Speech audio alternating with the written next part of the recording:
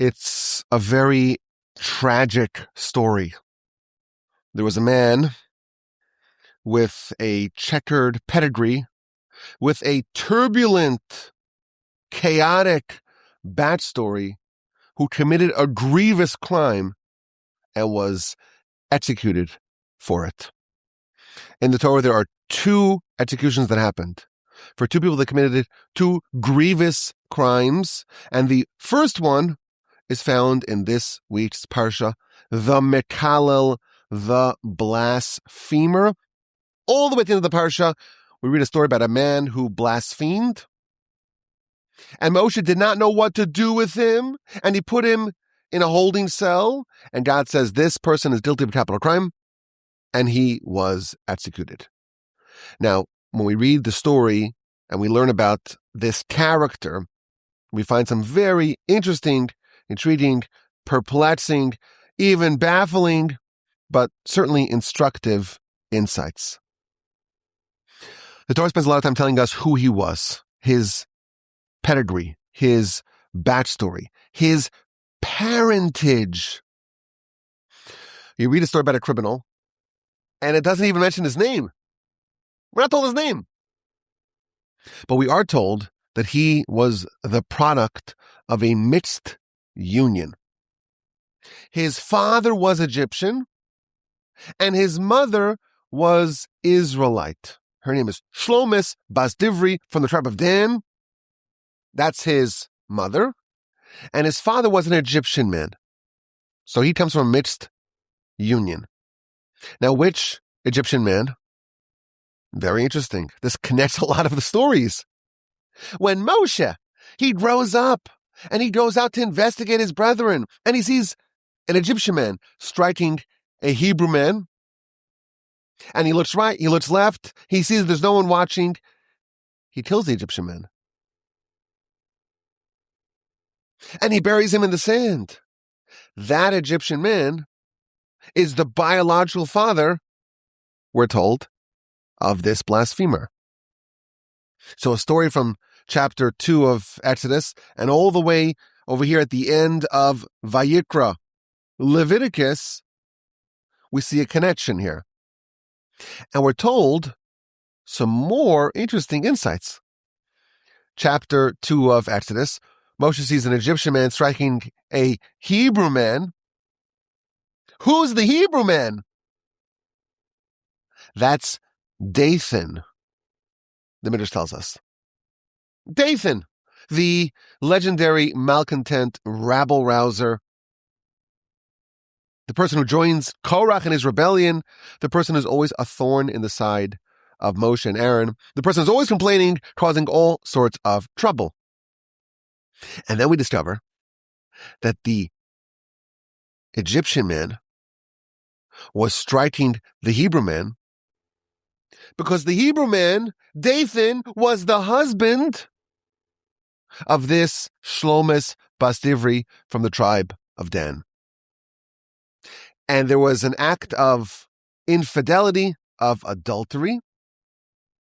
And the adulterer, the Egyptian man, he wanted to kill the husband. So he began to strike him. Moshe sees it. Moshe stops it. And Moshe kills the Egyptian man and buries him in the sand. So you put the sources together. It's a very interesting backstory here, background, pedigree. We have a man. We don't know his name. His mother, Shlomis Bas Divri from the tribe of Dan.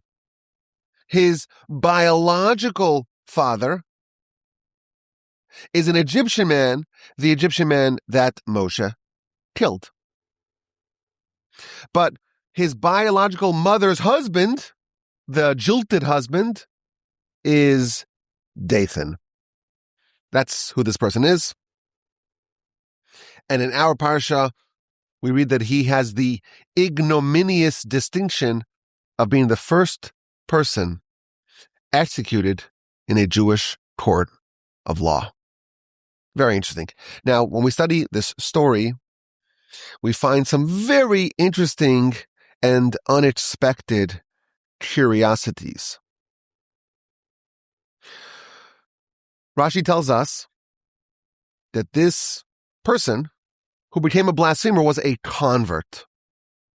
Now, when you see that, you say, wait a minute, convert is someone who was not part of the tribe, was not part of the nation, and he joined the nation.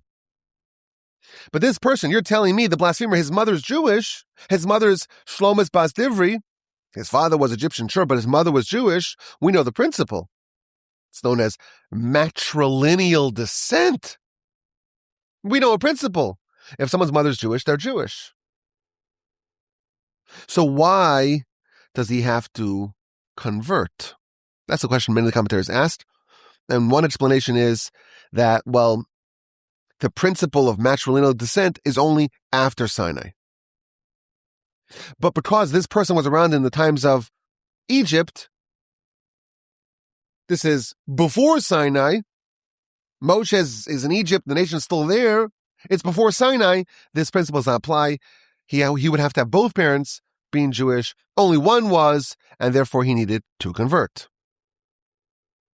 But if you recognize this insight, you discover something fascinating. We have a person, he's the only person on record born from a mixed union. One Egyptian parent, one Israelite parent. And we're told that he converted. He made a choice. He chose to join the nation.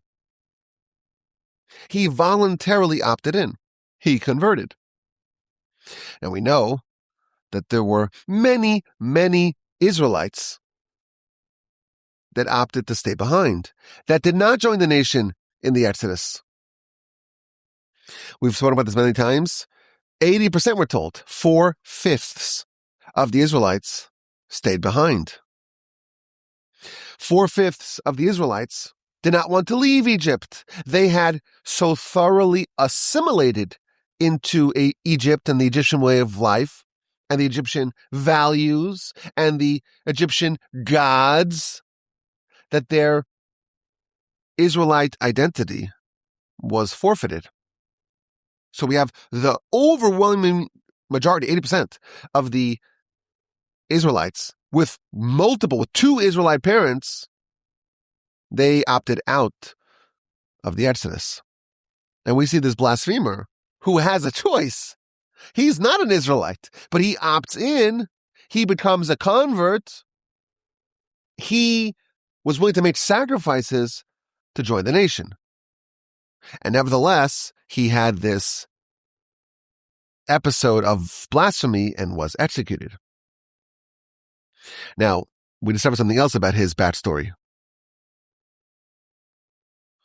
His mother's name is Shlomis, daughter of Divri.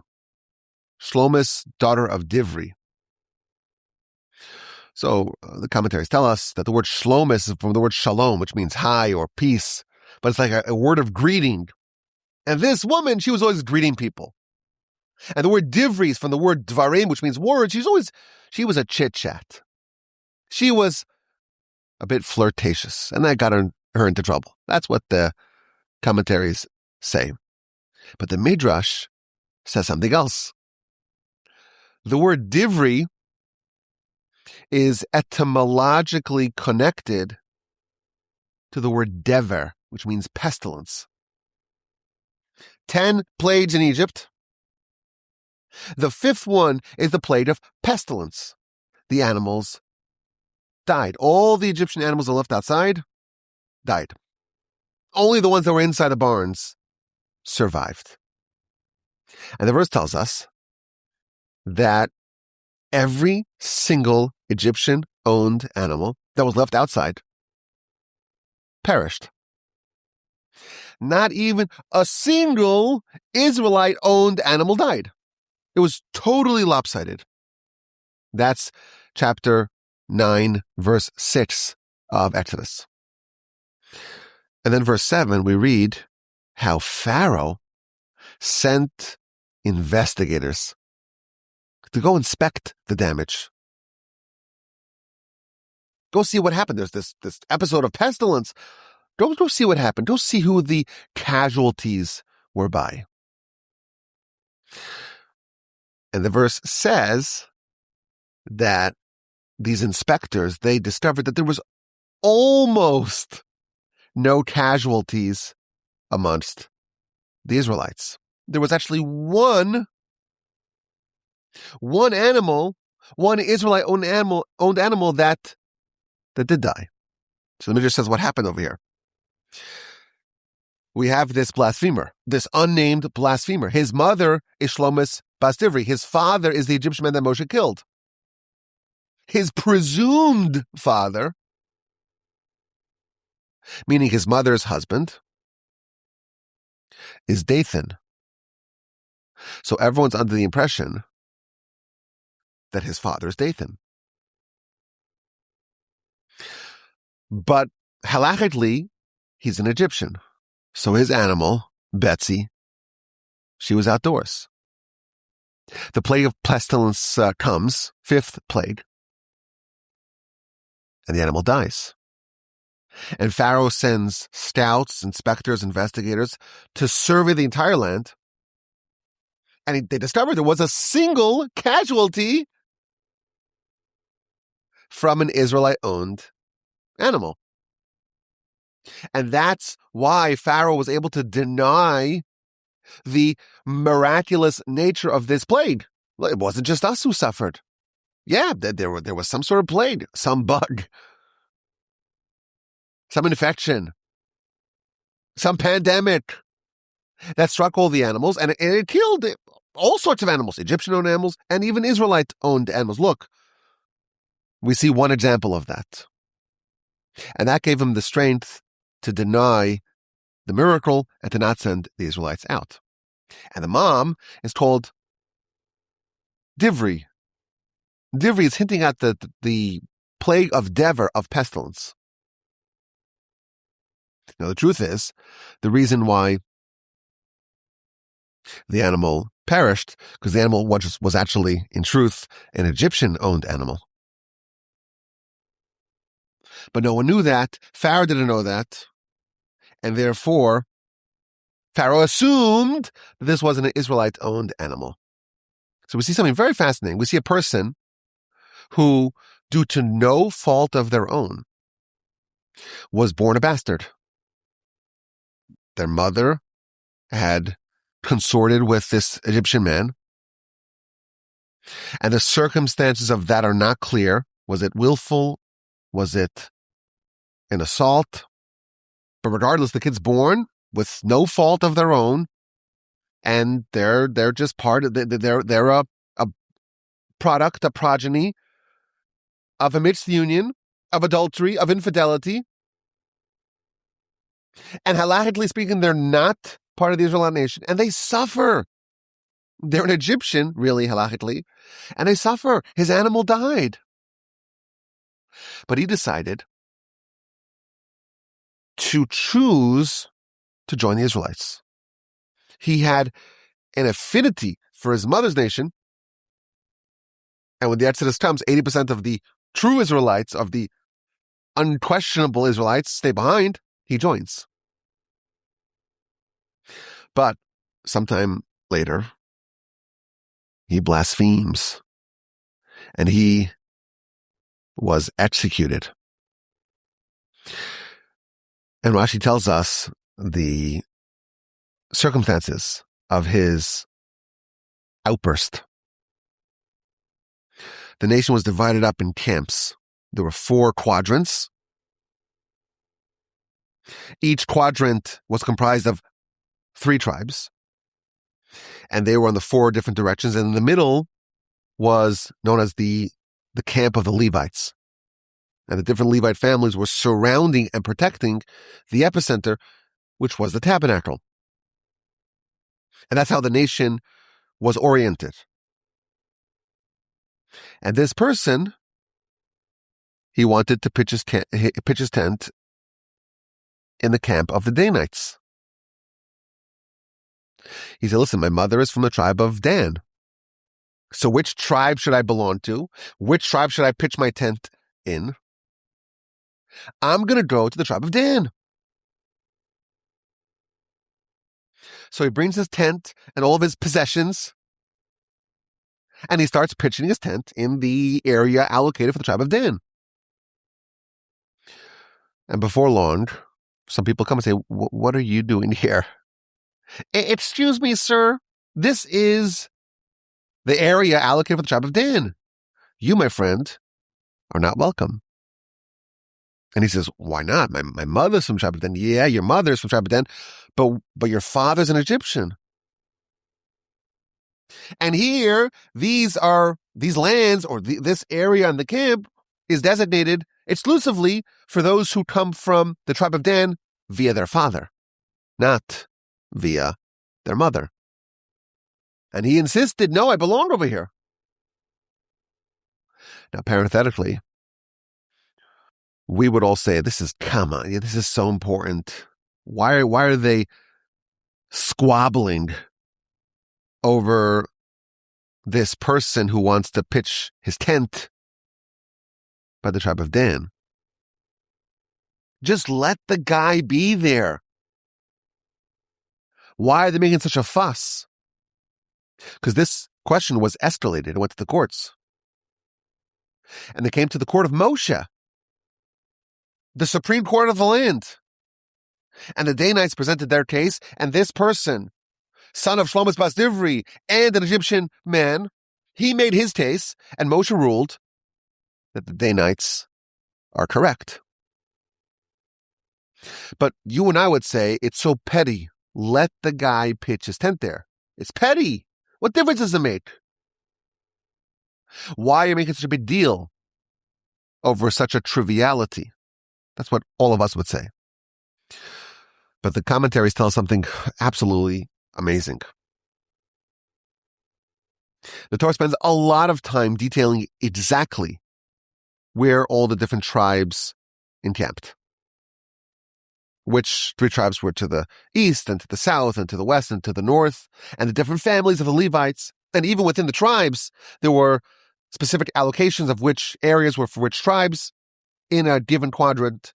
And even amongst the tribe, intra-tribally, it was different families. And even within a family, every person knew exactly where they needed to be.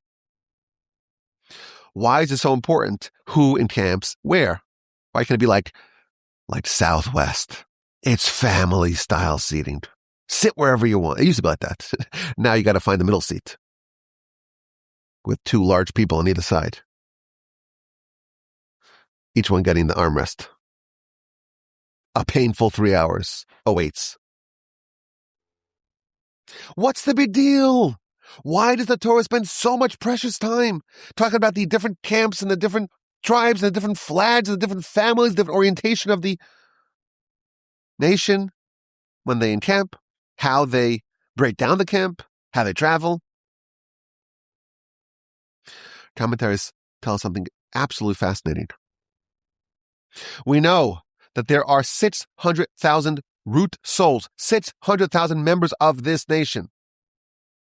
And there are 600,000 letters in the Torah. And therefore, if you knew exactly which letter corresponds to which soul,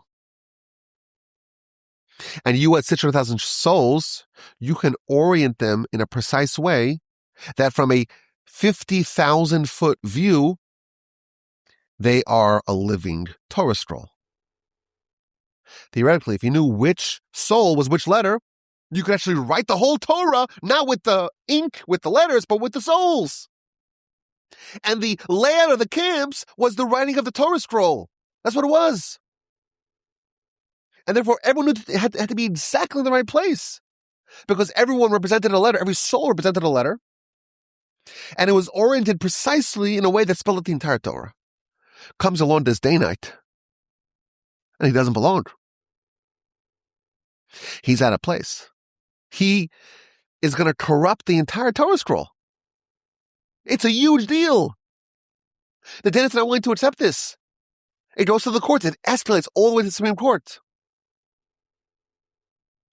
And Moshe rules that because he's not really a member of this tribe, he cannot encamp with the Danites. he was disenfranchised. And he was mad. And he was enraged. And he stood up. And he blasphemed. Now, it's not enough for someone to, God forbid, blaspheme for them to be guilty of a capital crime.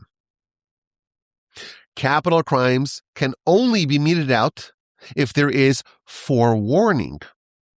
The witnesses have to tell the person before they do it, be aware. If you commit this crime, we will take you to court and we will have you executed. And the person must say, yes, I know. I'm fully aware of the consequences and I'm doing it nonetheless. He blasphemed when there were witnesses present. And the witnesses forewarned him and he knew exactly what he was doing. And he said verbally, I accept the terms. I know exactly what's going to happen to me and I'm doing it nonetheless. This is like not suicide by cop. It's almost like a form of suicide where he's fully aware of what he's going to do and he does it nonetheless. He's opting in. It's a fascinating character arc. He's, due to no fault of his own, born to this union. Egyptian father, Israelite mother, Shlomis Bas Divri. No one knows it. It's discovered later on. He's actually an Egyptian. His animal dies in the plague of pestilence. But he wants to convert. He wants to join the nation. And his conversion is sincere, is genuine, is wholesome, is wholehearted. 80% of the nation says we don't want to leave Egypt. And he's alienated. He's ostracized. But he joins. And then when he finds no place, no home, as it were, he is a pariah amongst the Danites, he blasphemes in front of witnesses with forewarning, with verbally acknowledging the consequences of the action right before he did it. All the requirements to mete out the execution were present, and the blasphemer was executed. There's a lot of ways to try to understand the deeper message of this story. You have the capital punishment angle to it. This is the very first capital punishment documented in our nation. But we're told so much about this character and his meltdown, his eruption, and his voluntary choice, as it were, to blaspheme, knowing the consequences. Let's try to share maybe an angle with a very powerful, life-changing lesson. If you think about it, there's a logical gap in the blasphemer's thinking. He has a dispute. It's a property dispute. His permissibility to encamp with the Danites. He loses the court case. He does not have the right to encamp with the Danites. So what's the solution, or how does he determine the right course forward? He blasphemes, knowing that he's going to be killed, be executed. He accepts the forewarning. What is the mechanism? What's the thinking? What's the calculus of this blasphemer? I want to suggest that there is a common mode of operation that people have. That's not logical. That's actually the result of the evil inclination that can cause people to make terrible, grievous, detrimental, irreversible mistakes. In our parshas, it ends with the story of the blasphemer, but it begins with how a priest, a Kohen, has to behave when a relative dies. A Kohen cannot become impure, cannot have any contact with a dead body, cannot even be in the same enclosure as a dead body. But what if, God forbid, their parent passes away, their father, their mother, their brother, their sister, their wife, or the most tragic of them all, their child, God forbid, their son, their daughter? In that case, the Torah tells us that with the 7 closest relatives, father, mother, sister, brother, son, daughter, wife, a priest may participate, and in fact must participate in the funeral and in the mourning, even though they will become impure. The only exception to this rule is the high priest, the Kohen Gadol, even for these close relatives, cannot become impure. But following the laws of impurity, the Torah tells us, well, how must they conduct themselves when they are in the throes of anguish over the passing of their loved one? So the verse tells us that they cannot engage in self-harm, in self-flagellation. They cannot rip out their hair, rip out their beard, inflict themselves with wounds, make gashes in their skin over the dead. They experience pain and misery and suffering. Nevertheless, they are forbidden to inflict a wound to themselves. It's a mitzvah in the Torah, and it's told by the priest, but really it's applicable to all. The way to respond to the death of a loved one, it's not via self-flagellation. Now, if you think about it, the Torah is warning us about something because otherwise, if it didn't warn us about it, we would do it. Or there's a human tendency to do this. There's a need to warn someone, don't do this. Now explain to me the logic. God forbid, someone loses a relative. It's such pain, trauma, sadness, depression, awful. But what's the response? To pull out your hair? To pull out your beard? To make wounds in your skin? Like, why would that be a logical next step for someone who loses a relative? Why is that a suitable response to the pain of a deceased relative? The Torah is telling us that there's a tendency that when something very painful happens, there's an illogical, counterproductive instinct to cause yourself pain. It's very illogical, very perverse. But there is this tendency. Something bad happens to you. You experience pain in one area. You feel an urge to compound your losses, to willfully inflict self-harm as a continuation of your disappointment, of your misfortune. That's what the Torah is telling us. And the truth is, the Talmud tells us that this is the handiwork of the Yetzer Hara. What he does is try to get you on a destructive path. You make one mistake, and then you could be on this continual death spiral, as it were,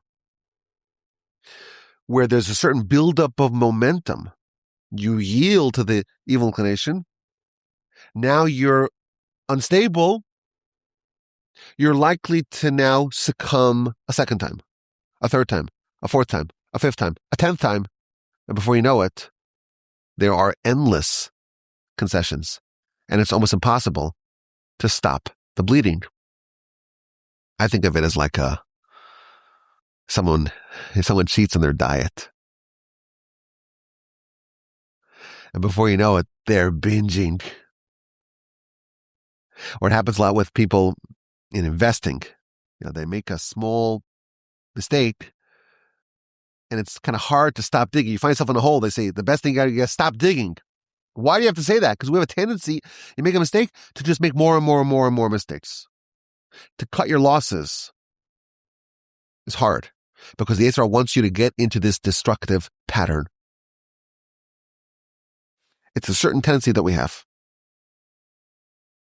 And when someone is in a bad situation, they're in a painful situation, they're suffering, there's this impulse to have continuity, to just continue to do bad things, to enter a vortex of pain, of suffering. Someone, God forbid, loses a family member. They're feeling pain, deep pain, unfathomable pain. And the Torah tells us you have a likelihood, a tendency to deliberately cause yourself even more pain. Even though we have ordinarily an instinct for self-preservation, for pain avoidance, nevertheless, when there's misfortune, there's the opposite impulse, self-pain, self-sabotage. Says the Torah, don't do that. It's forbidden. That's how the parsha begins. The parsha ends with the blasphemer. He has a legitimate gripe. It's not his fault that his parentage is checkered. He was punished because he was an Egyptian, halachically speaking. And he made a valiant, courageous, and rare decision to say, I want to align myself with the Israelites. And notwithstanding his sacrifice, he was ostracized. The Danites said, you're not welcome over here. Where's he supposed to go? Now, the truth is that there was a place for him to go, but it was outside the camp with the mixed multitude. But the mixed multitude, they came from total Egyptian parentage. He at least has a claim to Danite ancestry. So he felt pain. He was rejected. And it was escalated to the Supreme Court. Moshe ruled that he was wrong. He was pained. He was aggrieved. And he exacerbated this by saying, if I cannot have what I want, I'm out. Burn the bridges. I'll have nothing. He didn't know how to properly process his disappointment, his misfortune, his loss, his pain. He unraveled. And he made the fatal decision to blaspheme, knowing that he would get executed, which he indeed received that punishment. You think about the counterfactual. What will be the counterfactual? Let's say the blasphemer says, you know what? This is what the ruling is. I accept it. This is what Moshe is telling me in the court. I accept it. This is the will of God. I accept it. What would the legacy have been had the blasphemer accepted his fate? I mean, again, he has a very good argument. It's not my fault. Why should I suffer for the misdeeds of my biological parents? It's not an easy question for us to answer. But imagine a world where he just accepted his fate. The Talmud talks about the mamzer, the bastard. In an episode of adultery or incest, the child born from that union is illegitimate and cannot intermarry amongst the Jewish people. Again, the child did nothing wrong. Did nothing wrong. It's not their fault that their parents committed a sin in his conception, and they have to suffer for the misdeeds of their parents. Talmud tells us, ultimately, their fate is in their hands. If there's a bastard, a mamzer, and he becomes a great Torah scholar, he's truthfully on a higher level and worthy of more honor than a high priest who's not a Torah scholar. There's the great equalizer. Ultimately, your choices determine your fate. If there's, God forbid, a mamzer who becomes a great Torah scholar, how does heaven view such a person? Notwithstanding the terrible cards that were dealt in life, they overcame that. In heaven, they're viewed with tremendous respect, with reverence. Think about the distinction. Due to no fault of your own, you were dealt a poor hand, and nonetheless, you overcame that and made something great of yourself. Had the blasphemer just accepted the ruling of the court, pack up their tent, move outside the camp, recognize that this is what the Almighty wants of them. This is how the Almighty set it up. We don't know why, but this is their fate, and they accept it. This person would have been an exemplar of indomitable faith. He would have been viewed as a paragon of accepting the ruling of God. And he would have been a hero. Because look, 80% of the Israelites stayed behind and you joined. And you were punished as an Egyptian and you joined nonetheless. It would have been a great legacy. But the ruling was too painful for him. And he made the very poor choice to allow the snowball to just grow and grow and grow. And his legacy is nothing but infamy. The first person to ever be executed. It's a story of shame and disgrace, and it serves for us as a cautionary tale. I think about, my grandparents. My 4 grandparents and my wife's 4 grandparents, so all 8 of our grandparents, all of them were Holocaust survivors, and all of them had multiple family members that were murdered in the Holocaust. And we know there's a lot of people that they couldn't rebuild themselves after the war. They're survivors, but they had survivor's guilt. And they had trauma. Everyone had trauma. But they couldn't restore any sort of stability to their lives. And of course, there's legitimate questions they can have. What's God thinking? How can he possibly do it? It's so unfair. They were broken in spirit and body. They were all orphans. Their lives were in tatters. It could have been so easy for them to just give up. We look at them not only as survivors, but we marvel at the Herculean strength of character for them to not only have productive lives, but to build beautiful families and to create incredible legacies. The Yetzer Hara wants us to just lose everything, to unravel completely. And we have to realize that life, inevitably, for everyone, will have disappointments. And there's this urge, it's not logical. It's the byproduct of the Yetzer Hara. There's this urge, when something bad happens to you, to say, just give up. Just give up. And the real show of strength and the real determinant of someone's ascent in life is, what do you do in the aftermath of a bump in the road? You fell down. You floundered. You blundered. You made a mistake. You were on such a good path, and then look what happened. Yetzer Hara wants you to say, I just give up. I give up. I'll never be able to do it. I give up. What difference does it make if I just fail? You have a bad day, and suddenly you can have a bad week, a bad month, and a bad year. That's exactly what the Yetzer Hara wants. A little chink in the armor, before you know it, you lose it all. We have a whole story here with so much detail in the backstory of this person and all of his legitimate arguments. They're all legitimate. And we see just the self-destructive decisions that he made. He was not able to cut his losses. He exacerbated his misfortune. It led to his demise. Now, the beautiful thing about this is that there's the opposite story. We see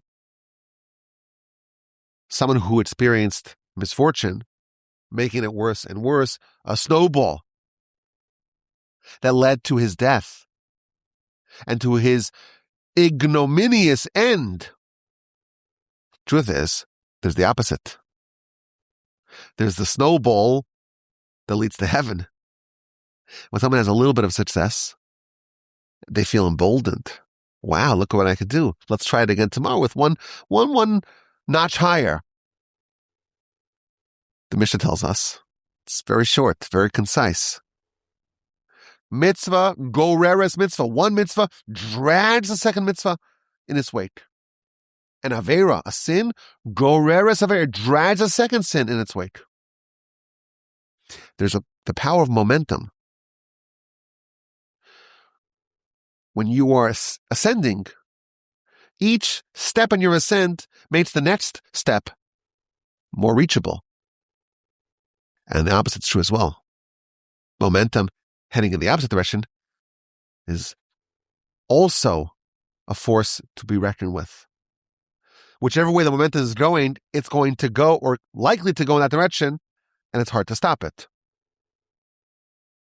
Which is why it's very important to get a small win. You know, there's a custom to make a resolution on Yom Kippur.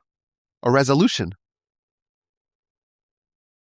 And some people say, you know what? I want to finish all of Talmud, at least 5 books of Talmud this year. And I'm going to make sure I'll never speak Lashon Hara, and I'm going to make sure that I'll be on time for prayer, and I'll never be late, and I'll pray with all my intensity and devotion, just like I pray in Yom Kippur with all my intensity and devotion.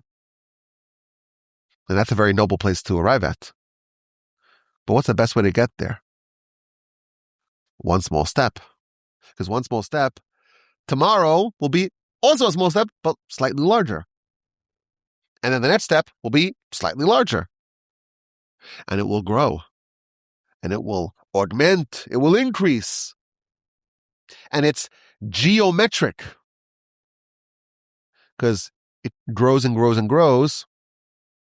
And before you know it, you reach what you actually want to get. You start racking up the wins. It's small wins, it's unimpressive wins, but you're pointing the rocket in the direction of ascent. And once you have liftoff, the hardest inch for the rocket is the first inch. And the second inch is also very hard, but it's a little bit easier.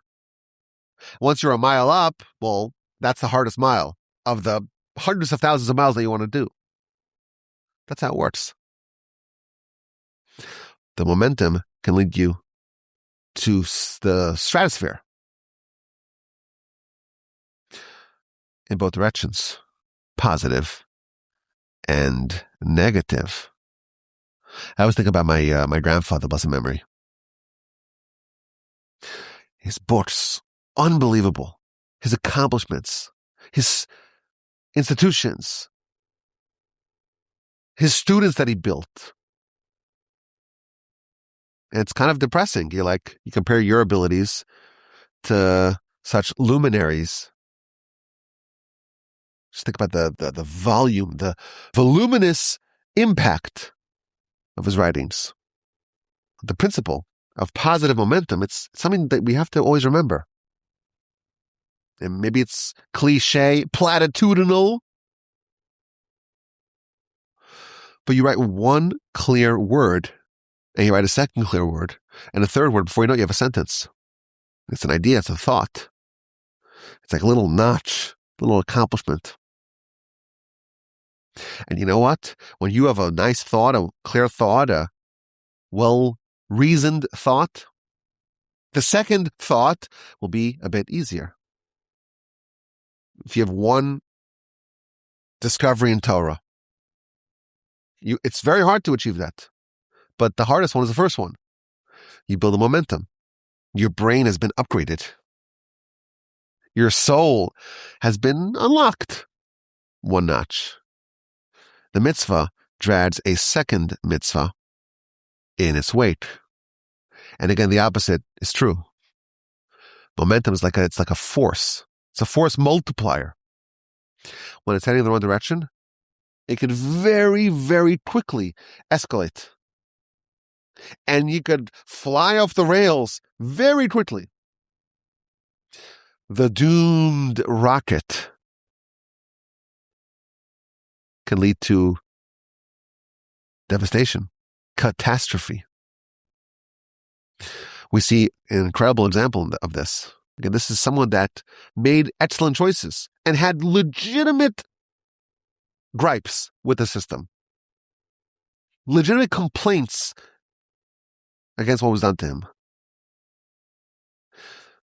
He had one failure, and the Torah tells us he made a second choice, and ultimately he was executed. A sin breeds another sin, and it could bring you down to terrible places. But the opposite is true as well. A mitzvah drags another mitzvah in its wake. Positivity is self-reinforcing. If you could just get a little bit liftoff, that first inch, it's the hardest one. But you're heading in the right direction. The second inch, also very hard. But you're on the right trajectory. And all that work to get 1 inch off the ground is now going to make it a little bit easier to get another inch off the ground. Of course, once you're airborne, you still need a little bit of propulsion. But once you have the momentum, it's much, much easier to do. The power of momentum in both directions is a lesson that can transform our lives. I appreciate you listening to this message. We read the story each year of the blasphemer, and it's not just a historical account, a documentation of events of yore. It's not just a trivia question, who was the first person executed in Jewish court of law? It's a powerful insight that can dramatically improve our ability to achieve stratospheric greatness. And after all, that's what we're trying to do. My email address is rabbiwolbe@gmail.com. I look forward to your questions, comments, and feedback. Nay, I await your questions, your comments, and your feedback.